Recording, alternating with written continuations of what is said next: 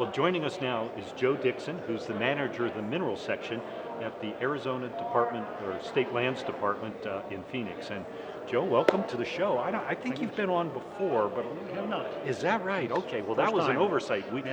Yeah, we should have had you on a long time ago, but I'm glad we were able to capture some time with you here. But then for our viewers who may not be familiar, what's the role of mineral resources in the State Land Department?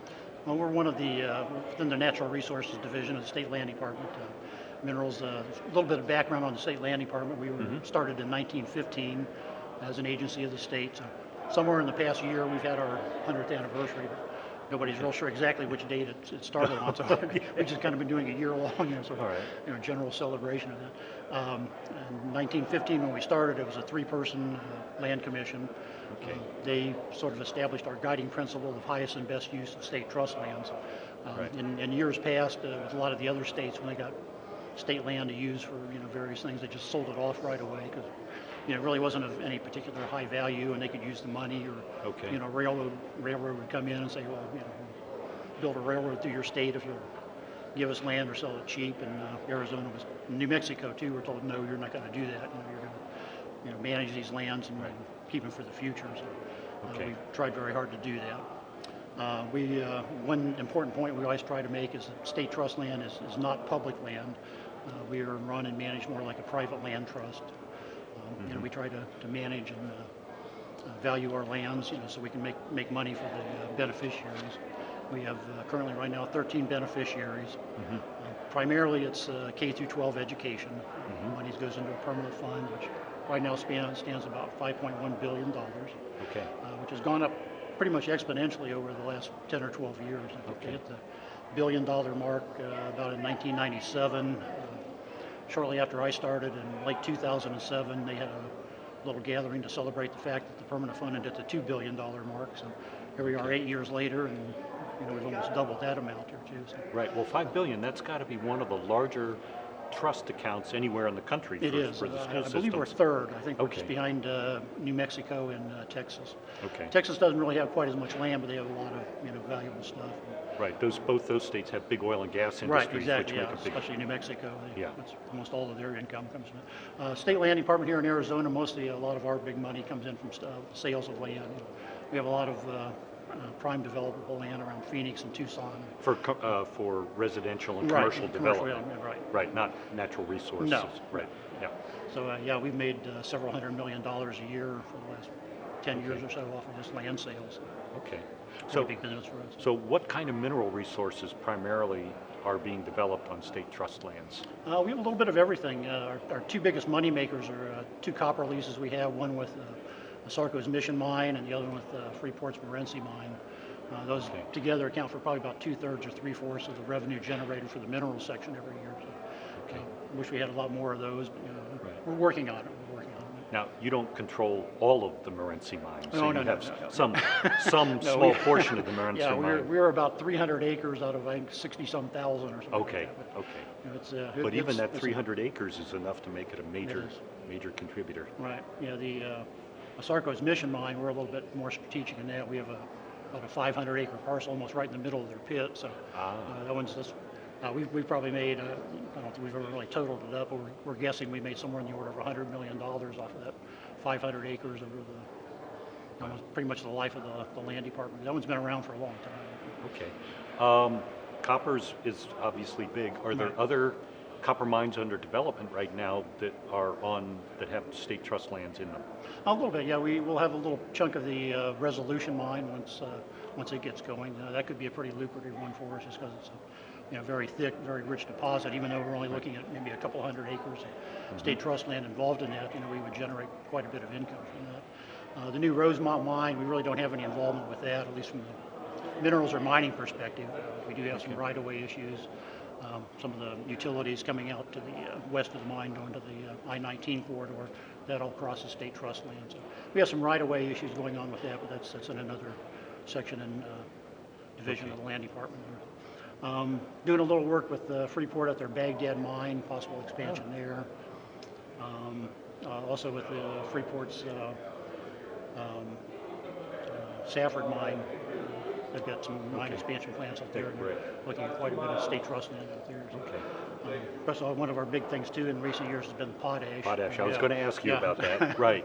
Yeah, Okay. very big both for the state and for us. We Right. just recently completed a lease with one of the companies up there, the Carlson Group, over the summer. Wow. 34 sections of state trust land in that mineral lease. Right now, it's just generating, annual rentals and some annual minimum royalties. But once they get into production, that would be again a pretty lucrative money-generating lease for the land department. Right. Okay. So a little background there. Carlson Group bought out the rights from American West Potash, Right, yeah. which had been there, Yeah. and they had been talking about an underground mine that might produce 1 to 2 million tons Right. of potash per year, Yeah. and more than $1 billion investment to put that mine in place. Right.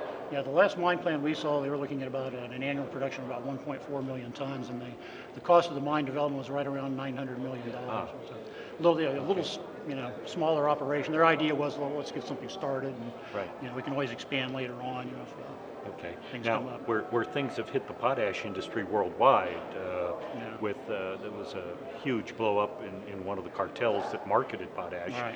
and worldwide we saw potash operations plans kind of all just put on hold. Exactly. And things have been stabilizing worldwide. But do you have any sense of when the world market might get to the point that investors are willing to come forward and put the money Yeah, into boy. a new mine? Boy, I wish we did. Okay. All right. If we had that crystal ball, we'd all be rich here. Okay. Well, I think it's significant that Carlson Group has picked up 34 additional, is it sections or leases? So pick up another 25. Yeah, there was 34 in their original lease. Now they picked Okay. up 25 that we're kind of hoping to get Okay. rolled into that Okay. lease here in the next couple of months. Here. Wow. So that's pretty encouraging. It is, Of course, that's all to the kind of the east side of the Petrified Forest National Park up there too. Right. We've still got another group looking to, well, two other groups really, one looking to the south and one looking to the west. But Okay. say with the price of potash right now, they're really not interested in doing too much or putting forward too much effort. Right. Yeah, because the worldwide industry, there were dozens of mines being proposed worldwide, Right. and they all seem to be on hold right There's now. a couple of big ones. There's an interesting one up in England. They had one under a national park there too, Yes. the Moors National Park. That evidently now they've just gone ahead and decided they're going to go ahead with that mine development. So Okay. we shall see. Okay. But, it's a world market, so anything that happens any place That's in the right. world, impacts even stuff done here in Arizona. Right. Well, and for our viewers who may not be familiar, U.S. imports over 85% of our Right. potash right now, almost all of it from Canada, Right. and we use it for fertilizer, Right. particularly in the Corn Belt. And if I remember right, the Burlington Northern Railroad goes right through the Holbrook area around the potash believe that's- and goes that's right right, to yeah. Chicago, which is the center of the corn industry in the country. So it Be good seems for like district. Yeah, good infrastructure in place here in Arizona. We just need somebody to come up with $900 million and Right. invest in a mine. So, Right. Okay. so anybody out there that has $900 million? State land ever thought about getting into the potash business? No, I don't. No. Okay. No, you don't do that. You don't No, actually right. develop the lands yourselves. Right. You lease the lands or you Right. sell the lands, but you don't actually do Right. development that you run. Yeah, as we said, we're not really, it's not public land. State land is, Right. a trust. As one of our former commissioners like to say, we're basically landlords. We manage our lands to, protect them and generate income. Okay. One of the other areas where we've seen some interest in recent months is for helium. Yes. There's a worldwide shortage of helium. The U.S. Helium Reserve was supposed to shut down, I think, this year, or maybe beginning of next year. Right. They've extended it a few more years Have to they? allow Yeah. industry to get in there and develop some more commercial resources so that helium, which is used not just for party balloons, but in the biomedical industry and in all kinds of high-tech Cryogenics. welding, all kinds of fields. Right. And Arizona's had some of the richest helium deposits anywhere in the country and some Right. around the world. Yeah. And we're seeing renewed exploration interest. Have you looked at how much helium potential there might be on state trust lands? No, we really haven't quantified it yet, but we know there has been quite a bit of interest. Of course, the Ranger development folks, I believe they're out of Dallas, Texas. They drilled two wells just north of again, this is kind of in the Petrified Forest National Park area. In fact, that was how the potash was actually found in the 60s and late 60s, early 70s. There was some helium development up in there, and that was what Yeah. what eventually led to the discovery of the potash. Yeah, there was quite a bit of production up there. Pinnadome Field, and I think it's Indian Springs Field, just to the east of that.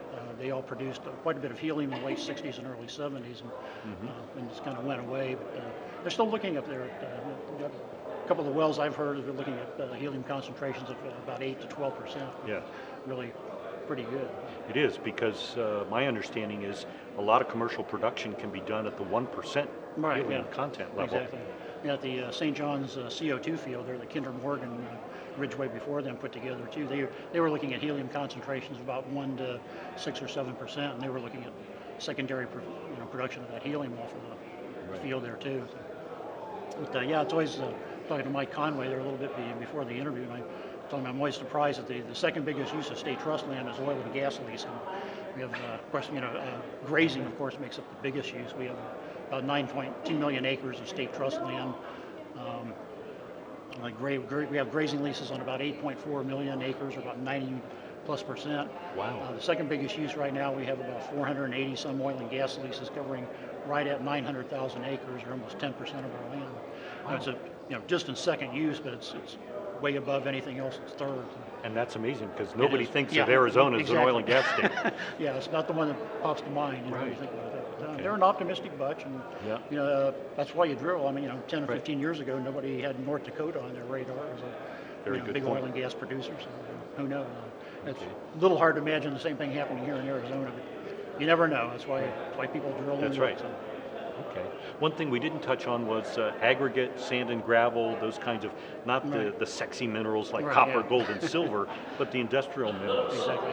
Yeah, well, the sand and gravel, that's kind of we consider those kind of separate from the industrial. So we sort of treat our minerals here at the land department of the state similar to what the federal level does too. Like we have what we call minerals, is basically the locatable minerals in federal parlance. It's the copper, gold, industrial minerals. The potash would fall under that.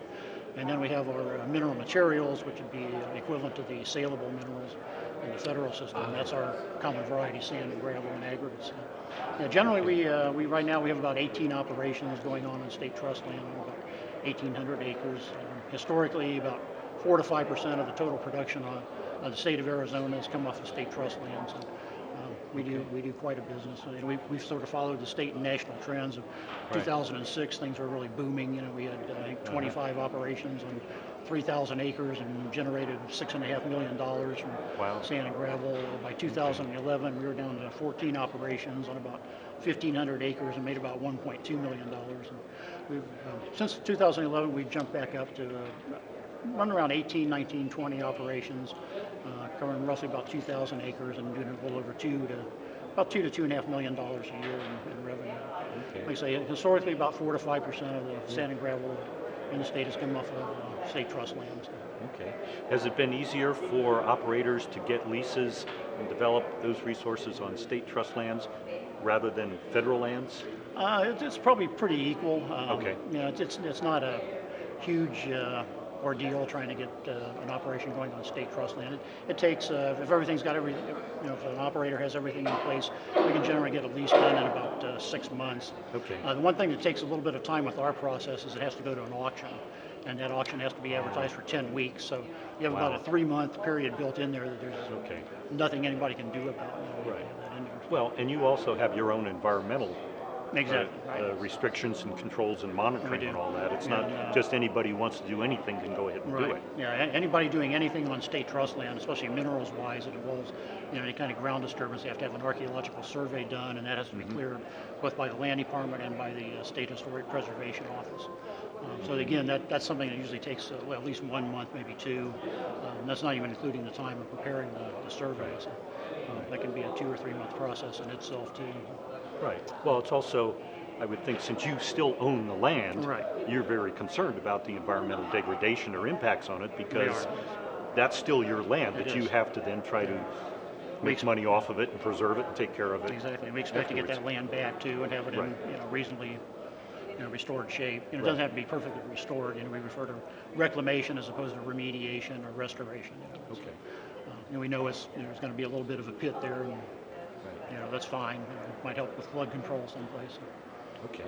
Well, this is really timely because I think our viewers are aware there's going to be a referendum on the ballot Yeah, this exactly. next year Yeah. about increasing the amount of money that the school trust Right. will receive out of from state land. Right. So that's going to be, I think, a big discussion item out It is. there.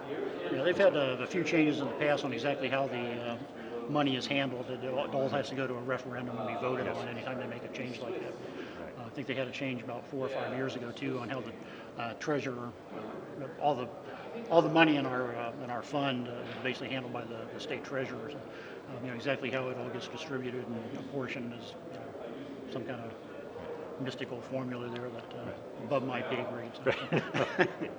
Okay, Joe. Anything else you want to share? No, if anybody wants to get in contact with the State Land Department or wants to do any minerals work on state trust land, you can go to our website, just Google Arizona State Land, and go to www.azland.gov. And we'll put that URL Right. up on the screen Right, here we'll have for our our viewers. contact phone number there to everybody to get a hold of here. So.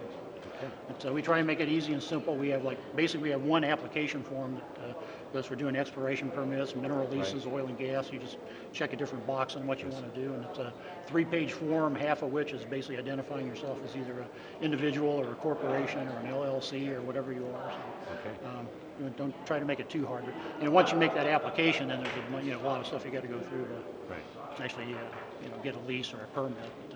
But, nothing can be done on state trust land without a valid permit or a lease. Because it's your obligation to preserve those lands for the Exactly. trustees. Right, exactly. Okay. Joe, thanks so much for joining It's us. been a pleasure, Lee. Anytime. Best of luck. Thank you. Thank you. All right.